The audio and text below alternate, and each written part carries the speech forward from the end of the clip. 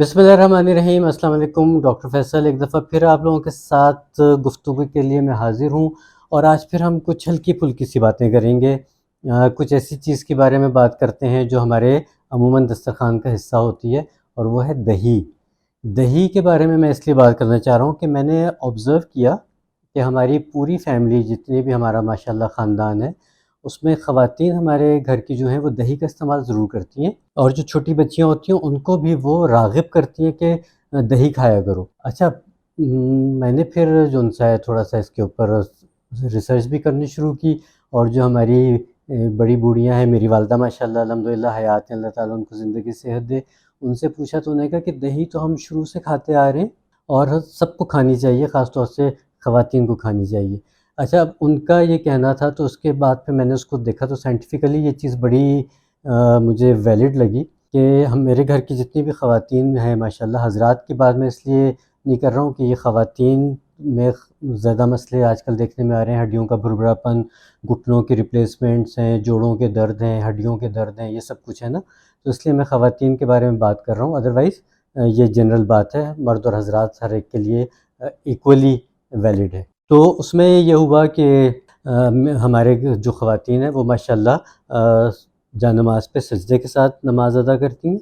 وہ ماشاءاللہ چلتی پھرتی ہیں، ان کو کوئی جوڑوں کے درد نہیں ہے، ان کو کوئی ہڈیوں کے درد نہیں ہے، ان کو کوئی ہڈیوں کا بھربھراپن نہیں ہے،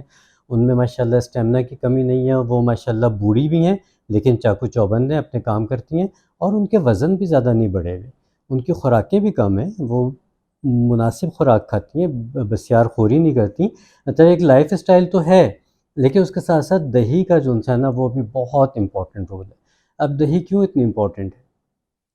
کیونکہ دہی میں آپ کو پتہ ہے کہ بہترین قسم کا پروبائیوٹک ہے، جو ہماری گٹ ہیلتھ کے لیے، ہمارے ڈائجسٹو سسٹم کے لیے بہت ضروری ہے کہ ہم جو بھی غذا کھائیں وہ جو گڈ بیکٹیریا ہیں وہ ان کو ڈائجسٹ کریں اور ہمارے جسم کا حصہ بنے وہ خوراک، نہ کہ یہ کہ وہ فضلہ بن کے نکل جائے اور ہمارے جسم کو اس کا کوئی فائدہ ہی نہ ہو۔ تو گڈ بیکٹیریا جو ان سے ہے وہ غذا کو ہمارے جسم کا حصہ بنانے کا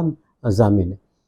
اس کے بعد پھر اس میں کیلشیم بہت اچھی مقدار میں ہے، اس کے بعد اس میں پروٹین ہے، فیٹ ہے، ہیلدی فیٹ ہے۔ لوگ کہتے ہیں دہی کھانے سے موٹا کوئی موٹا ووٹا نہیں ہوتے، بلکہ آپ ہیلدی رہتے ہیں، آپ میں کیلشیم کی کمی نہیں ہوتی، آپ میں پروٹین کی کمی نہیں ہوتی۔ جو لوگ دودھ نہیں پی سکتے یا دودھ کا استعمال نہیں کرتے، ان کے لیے بہترین ہے کہ آپ دودھ کی جگہ دہی کا استعمال کریں، دہی کی لسی کا استعمال کریں۔ ہمارے گھر میں روزانہ کی بنیاد پہ مطلب دہی کا ہونا لازمی ہے دسترخوان پہ، کیونکہ وہ سب نے کھانی ہے، اور ہم کہتے ہیں کہ بے شک آپ کم سے کم 2 سے 3 ٹیبل اسپون تو کھائیے، اس کے علاوہ جتنا مرضی کھائیے، پاؤ کھائیے، آدھا کلو کھائیے، کوئی مسئلہ ہی نہیں ہے، بلکہ فائدہ ہی فائدہ ہے۔ اچھا، اب یہ نہ کیجیے گا کہ ہفتہ 10 دن کھا لیا اور آپ کہیں کہ ڈاکٹر صاحب نے کہا تھا کہ یہ ہو جائے گا، وہ ہو جائے گا، کچھ نہیں ہوا۔ ایسا کچھ بھی نہیں ہوگا، یہ سب چیزیں مستقل بنیادوں پہ کھانی پڑتی ہیں، مستقل مزاجی سے کھانی پڑتی ہیں، تب اس کے دیر رس اور دیر پا اثرات ملتے ہیں۔ ہماری جو ان سے گھر کے لوگ ہیں وہ بچپن سے کھاتے آ رہے ہیں اور ان کو اب تک اس کے فائدے مل رہے ہیں الحمدللہ۔ اللہ تعالیٰ ہم سب کو نظروں سے بھی بچائے اور سب کی صحتوں کا خیال رکھے۔ اچھا، اب اس میں آپ کو نا 2 ایڈیشنل بونس ریسیپیز دے رہا ہوں آپ کی اچھی ہیلتھ کے لیے۔ ایک تو یہ کہ جن لوگوں کا وزن نہیں بڑھتا ان کے لیے بڑی اچھی سی ایک ٹپ ہے کہ کھانا پورا کھائیے جتنا انہوں نے کھانا ہے، اور اس کے بعد ایک پیالی جو ہماری سویٹ ڈش کی پیالی ہوتی ہے وہ لیجئے، اور سویٹ ڈش کی پیالی جتنی دہی لیجئے، اور اس میں آپ شکر یا چینی اتنی ریکمنڈڈ نہیں ہے، لیکن بہرحال ہر کوئی شکر نہیں کھاتا تو آپ بے شک چینی ڈال لیں، لیکن ہم نے میٹھا دہی کر کے کھانا ہے، ٹھیک ہے؟ تو ایک پیالی آپ نے بھر کے وہ کھانی ہے، کھانا کھانے کے بعد یہ آپ نے ایکسٹرا لینا ہے، ایڈیشنل لینا ہے دہی کا پیالہ۔ تو آپ یقین مانیں کہ آہستہ آہستہ آپ کا ایک ہیلدی ویٹ گین ہونا شروع ہو جائے گا اور آپ کی ہیلتھ بہت اچھی ہونا شروع ہو جائے گی انشاءاللہ۔ دوسری چیز، میرے ایک دوست ہیں، ان کی والدہ فیصل آباد کی طرف سے تھیں، تو وہ بڑی مزے کی ایک چیز بناتی تھیں، اور وہ عموماً دوپہر کے ٹائم پہ کہتی تھی کہ چلو اس یونیورسٹی سے آئے ہو، کالج سے آئے ہو، پہلے یہ کھا لو، تو یہ بڑی فائدہ مند چیز ہے۔ اس وقت ہم کھا لیا کرتے تھے کہ چلو آنٹی نے دی ہم کھا لیتے ہیں، تھی مزیدار۔ اس کی افادیت کا پتہ چلا جب ہم نے اس بارے میں پڑھا اور اس کی چیزوں کا پتہ چلا۔ میں یہ سمجھتا ہوں کہ جو ہمارے ٹریڈیشنل چیزیں ہیں نا، جو ہماری ٹائم ٹیسٹڈ چیزیں ہیں، جو ہمارے نسل در نسل چلتی آ رہی ہیں، وہ بڑی یونیک، بڑی فائدہ مند اور بڑی زبردست چیزیں، ان کو کبھی چھوڑیے گا مت، ان کو ساتھ لے کے چلیے گا۔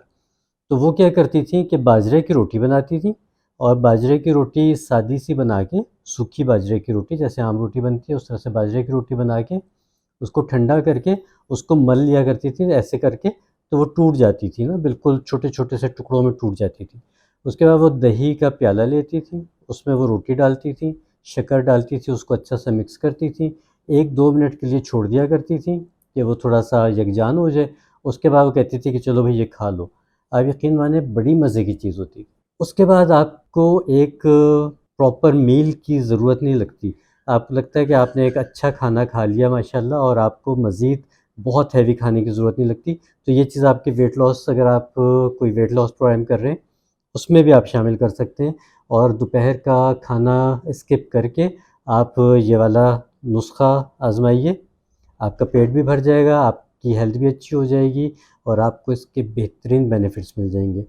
تو اب اس کا کنکلوژن کیا نکلا کہ 6 مہینے سے لے کے مرتے دم تک آپ نے دہی کا استعمال ضرور کرنا ہے، کم سے کم 2 سے 3 چمچے، زیادہ سے زیادہ آپ کی دل کی خواہش جتنا مرضی کھائیے۔ ایک احتیاط کر لیجئے کہ کوشش کیجئے کہ شام کے بعد دہی کا استعمال نہ کیجیے، ادروائز ہر کوئی دہی کا استعمال کسی بھی ٹائم پہ کر سکتا ہے۔ اگلی کسی انفارمیٹیو ویڈیو کے ساتھ پھر انشاءاللہ حاضر ہوں گا، جب تک کے لیے اجازت دیجیے، اللہ حافظ۔